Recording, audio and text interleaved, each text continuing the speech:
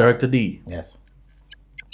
can you share an example of a situation where emotions might lead one astray and how focusing on values can help? That's a good one. I think a good example I'm use, and I think it's not gonna sit well with a lot of people. I'm gonna use a couple, because me and Paul argue a lot about this conversation. Most people don't like it. Emotions. I do believe, for me, that when you do know what your values are and your principles are, like I said, those guide you in every decision making process. So why I say couples,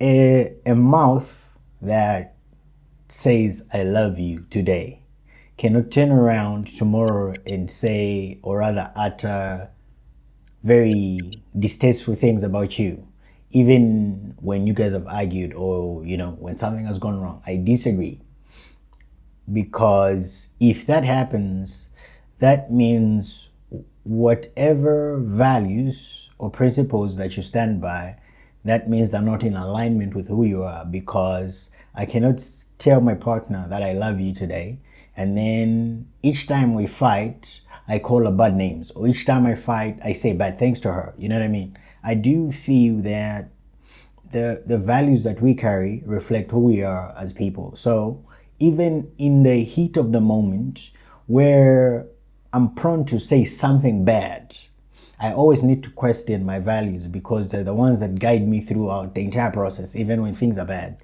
So if one of my values is honesty and one of my values is gentleness, so that means even in my anger, no matter how bad my partner has wronged me, even in my anger, that all the emotions in me, the rage in me wants me to say bad things, I always need to take a minute to think about, if I utter these words, yes, they might feel alright now, but later will they still be alright when we're no longer angry with each other? Because that's what people forget, is you're angry today with your partner, that does not mean you'll always be angry with them. You know what I mean? So when the anger subsidizes, you go back to you and her just being happy. But then there's always a flicker in the memory that records whatever you said in your moment of anger. And trust me, everybody replays that time and again. Like that day we had a fight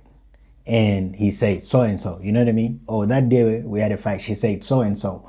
That's why you find each time there's a fight, there's a reoccurrence of them referring to what you said in your previous argument, to say, remember the last time we fought, you said so and so to me. And then, but then, so always check your consciousness to align with your values, no matter how much in the heat of the moment your emotions are telling you to do one thing.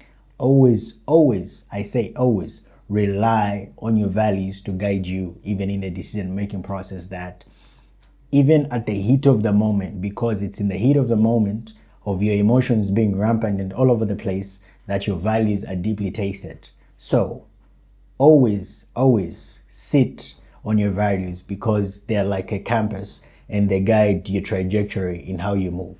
So let your values and your principles be your compass even as you move. Despite the emotional noise, let your values be your compass. Yeah.